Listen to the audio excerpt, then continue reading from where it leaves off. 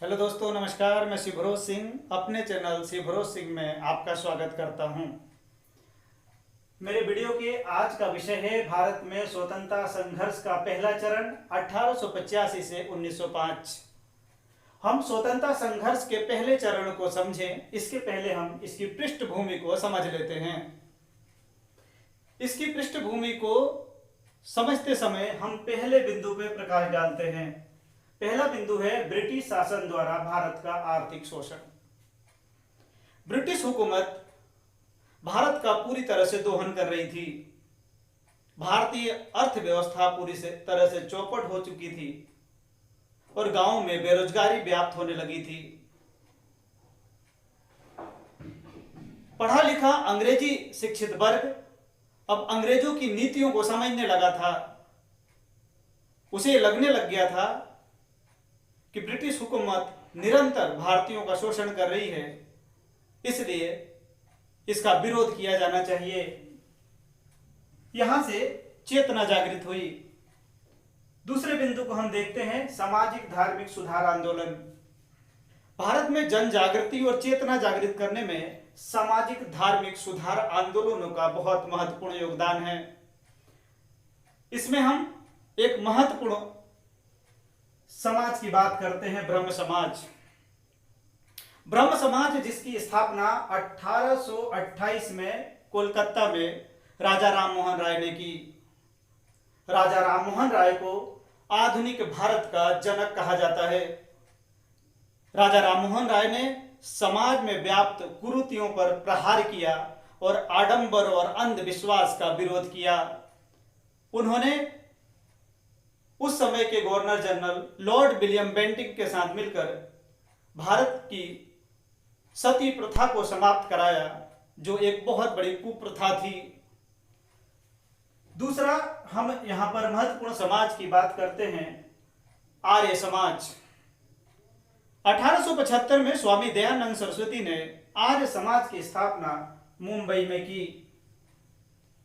स्वामी दयानंद सरस्वती ने भारतीयों को जागृत करने के लिए सत्यार्थ प्रकाश नाम की पुस्तक भी लिखी।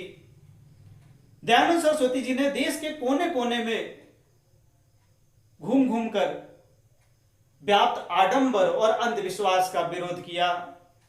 इसके साथ अन्य कई संगठन भी निरंतर काम कर रहे थे, जिससे भारतीयों में लगातार चेतना जागृत हो रही थी और भारत में एकता के भाव का संचार हो रहा था। तीसरे महत्वपूर्ण बिंदु को हम देखते हैं, अखिल भारतीय कांग्रेस के पूर्व की राजनीतिक संस्थाएं। कांग्रेस के पूर्व भी हमारे देश में राजनीतिक संस्थाओं का जन्म हो रहा था। इन संस्थाओं में द ईस्ट इंडिया एसोसिएशन 1866 में लंदन में दादा भाई नौरोजी ने इसकी स्थापना की। दादा भाई नौरोजी को ग्रैंड ओल्ड मैन के नाम से जाना जाता था और नरमपंथी और गरमपंथी दोनों नेताओं के बीच में इनका बहुत सम्मान था। एक अगली संस्था द पूना सार्वजनिक सभा, इसे महादेव गोविंद रनाडे ने स्थापित की। महादेव गोविंद रनाडे एक प्रख्यात वकील थे और समाज सेवी थे, जिन्होंने चेतना जागृत करने के क्षेत्र में महत्वपूर्ण प्रयास किए। तीसरा जो महत्वपूर्ण बिंदु है, द इंडियन एसोसिएशन, इसकी स्थापना कोलकाता में सुरेंद्रनाथ बनर्जी ने की, जो नरम दल के एक बहुत बड़े चेहरे थे।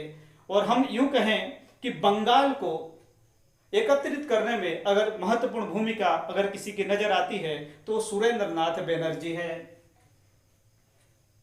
धीरे धीरे जैसे जैसे ये संस्थाएं भारत में चेतना को जागृत कर रही थी, समग्र भारत एकता के सूत्र में पिरोया जाने लगा था। हम 1807 के दशक, 1870 के दशक और 1880 के दशक को हम देखें तो भारत में राजनीतिक चेतना का सूत्रपात होने लग गया और 1880 आते आते भारत में राजनीतिक परिपक्वता भी बढ़ने लगी थी। अब एक ऐसा पढ़ा लिखा अंग्रेजी शिक्षित वर्ग का उदय होने लगा था, जो अंग्रेजों की नीतियों को समझने में सक्षम था। अब आगे और हम बढ़ते हैं और इसको समझते हैं, भारतीय राष्ट्रीय कांग्रेस एवं उदारवाद। 1885 से 1905।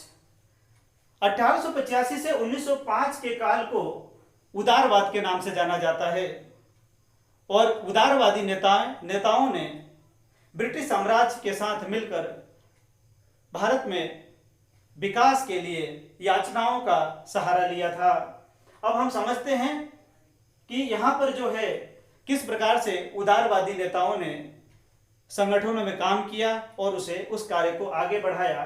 तो हम इसके लिए एक महत्वपूर्ण संगठन यहाँ पर, उस संगठन का नाम है भारतीय राष्ट्रीय नेशनल कांग्रेस। जैसा कि 1860, 1870, 1880 के दशक आते आते भारत में एक राष्ट्रीय स्तर की संगठन की बात चलने लगी थी, लेकिन वो संभव नहीं हो पा रहा था। लेकिन इसे एक संभव किया एवो ह्यूम ने। तो हम कांग्रेस के इस इतिहास पर प्रकाश डालते हैं। ये स्कूली परीक्षाओं के लिए और प्रतियोगी परीक्षाओं के लिए बड़ा ही महत्वपूर्ण है। अब भारतीय राष्ट्रीय कांग्रेस की स्थापना कब हुई?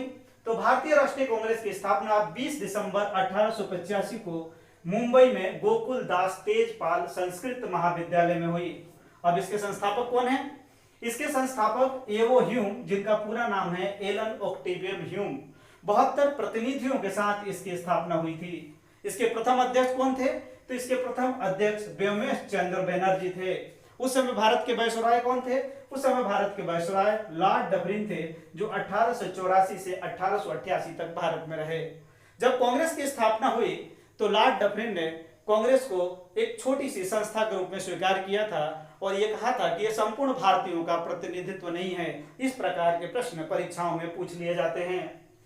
अब जो कांग्रेस ने 1885 से 1905 तक काम किया, इसके पीछे उसका उद्देश्य क्या था? उसने किस उद्देश्य को लेकर चला? अगर हम यहाँ पर ध्यान देते हैं और इसको समझने का प्रयास करते हैं तो कांग्रेस के जो नेता है ये कभी भी भारत की आजादी के पक्ष में नहीं थे। ये ब्रिटिश साम्राज्य को और ब्रिटिश शासन प्रणाली को भारत में वरदान मानते थे। इनका मानना था कि ईश्वर की कृपा से ही भारत में अंग्रेजों का शासन है और अंग्रेजों के शासन के द्वारा ही भारत का विकास किया जा सकता है और अंग्रेजों के शासन के द्वारा ही भारत की कुरीतियों का समापन किया जा सकता है। इसलिए भारत की आजादी के पक्ष में ये कभी भी नहीं थे। अब इन्होंने किस प्रकार की मांगे रखी, उन मांगों पर प्रकाश डालते हैं। इन्होंने एक मांग रखी, ब्रिटिश शासन की नीतियों का समर्थन करना। ये भारत की आजादी नहीं चाहते थे। ब्रिटिश शासन जो नीतियां बनाती थी उस नीतियों का ये समर्थन करते थे। ये ब्रिटिश शासन के समर्थक थे।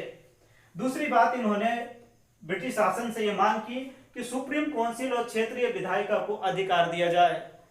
इन्होंने मांग की कि जो सुप्रीम काउंसिल और क्षेत्रीय विधायिका है उसको अधिकार दे दिए जाए, जिससे भारत के अंदर प्रतिनिधित्व बढ़े।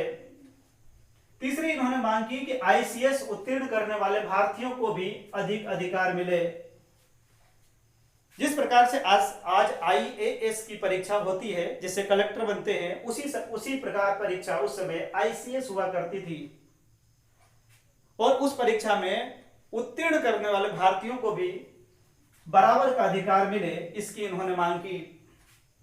अगले बिंदु को हम देखते हैं, गृह व्यय एवं सेना के खर्चों में कटौती हो। देश की स्थिति खराब ना हो इसके लिए जो अधिक व्यय हो रहा था राष्ट्र में उसमें कटौती कर दी जाए और साथ ही सेना के खर्चे में भी कटौती कर दी जाए, ये उनकी मांग थी। पांचवी मांग थी, सेना में भारतीयों को उच्च पद मिले। भारतीय सैनिक ब्रिटिश हुकूमत के समर्थक थे, लेकिन सेना में उन्हें उच्च पद नहीं दिए जाते थे और सेना में उन्हें अधिक वेतन भी नहीं दिया जाता था। यह भी भारतीय राष्ट्रीय कांग्रेस ने 1885 से लेकर 1905 तक की मांगों में रखा। अब हम प्रकाश डालते हैं कि भारतीय राष्ट्रीय कांग्रेस के प्रमुख नेता कौन हैं। तो भारतीय राष्ट्रीय कांग्रेस के प्रमुख नेताओं की हम बात करते हैं तो दादा भाई नौरोजी, फिरोज शाह मेहता, सुरेंद्र नाथ बनर्जी और गोपाल कृष्ण गोखले ये प्रमुख नेता रहे कांग्रेस के और नरम दल के भी प्रमुख नेताओं के रूप में इन्होंने महत्वपूर्ण भूमिका निभाई। आगे चलकर इस संस्था ने भारत में स्वतंत्रता संघर्ष को बढ़ाने में किस प्रकार योगदान दिया उसको हम समझते हैं। जैसा हमने पहले देख लिया कि पूर्व में ये अंग्रेजी हुकूमत के हिमायती थे, ये भारत की आजादी नहीं चाहते थे, लेकिन धीरे धीरे कांग्रेस में कुछ बदलाव होने लग गए, विचारधाराओं में परिवर्तन आने लगा, जिसके कारण से कांग्रेस की रणनीति में भी बदलाव शुरू हो गया। हम यहाँ कुछ महत्वपूर्ण अधिवेशनों की बात कर लेते हैं। 1905 में कांग्रेस का अधिवेशन गोपाल कृष्ण गोखले के नेतृत्व में बनारस में हुआ। यहां पर भी भारत की एकता को बढ़ाने के विषय में बल दिया गया।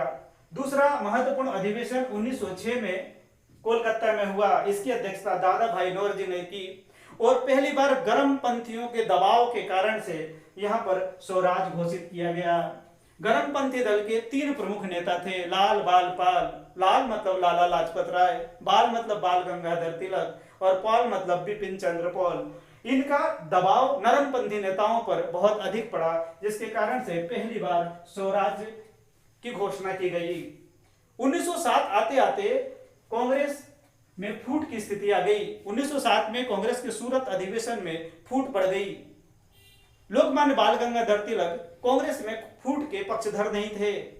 उनका यह विश्वास था कि कांग्रेस को एकजुट एक राष्ट्रीय नेतृत्व के रूप में चलाया जाए, जिससे भारतीय जनमानस जागृत होती रहे और ब्रिटिश हुकूमत को भारत से दूर किया जा सके। तो हम पाते हैं कि भारत में स्वतंत्रता संघर्ष का पहला चरण 1885 से 1905 का जो रहा, इसकी शुरुआत ब्रिटिश हुकूमत के पक्षधर के रूप में हुई, लेकिन 1905, 1906 और 1907 आते आते इसमें बदलाव होने लग गए। इस प्रकार से इस काल का भारतीय स्वतंत्रता संघर्ष में बड़ा महत्व है। मेरा इसके पूर्व भारतीय स्वतंत्रता संघर्ष का दूसरा चरण का भी वीडियो आ चुका है, जो 1905 से 1919 पे आधारित था। आगे का जो कालक्रम है उस पर भी मैं अपना वीडियो लेकर आऊंगा। आपको मेरा वीडियो पसंद आए तो आप उसे जरूर लाइक करें, शेयर करें और सब्सक्राइब करें।